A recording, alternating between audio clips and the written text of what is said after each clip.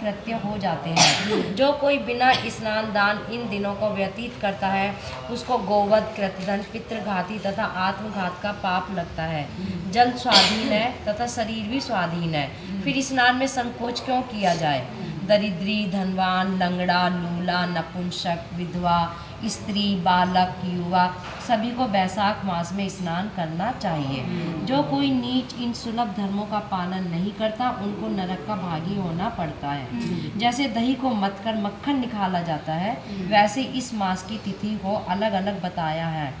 चैत्र के महीने में जब मैस की संक्रांति हो तब पापों को नाश करने वाली अमावस्या को गाय दान करने का फल मिलता है।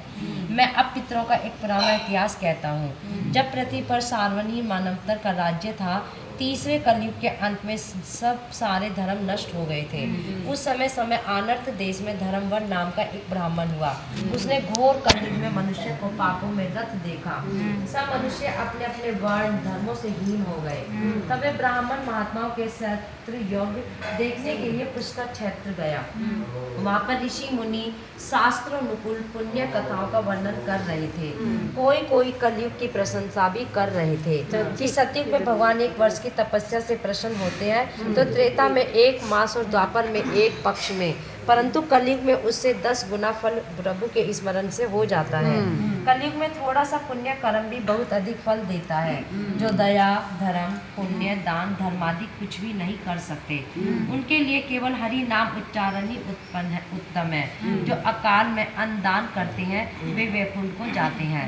वहाँ पर जब यह प्रसंग हो रहा था तो नारद जी एक हाथ से शीशन और दूसरे हाथ में जीविया पकड़कर उन्मत्त हो तरह खूब हंसने लगे और नाचने लगे।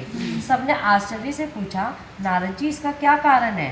नारद जी ने उसी अवस्था में उत्तर दिया कि निसंदेह कलयुग प्रशंसनीय है, क्योंकि केशव भगवान केवल स्मरण मात्र से ही प्रसन्न हो जाते हैं। तब भी मैं तुमसे कहता हूँ कि शीर्ष इंद्रिय और जिह्वा को वश में करना अति कठिन है। जिसने इन दोनों को वश में कर लिया वह साक्षात जनार्दन के तुल्य है। अतः इस कलयुग के आगमन पर तुम्हारा यहाँ ठहरना ठीक नहीं। जो पाखंड में भूमि को त्याग कर अन्यत्र कहीं जाकर विचरना चाहिए, वह सब मुनि ऐसे वचन सुन यज्ञ समाप्त कर अन्यत्र पर्वतों पर चले गए।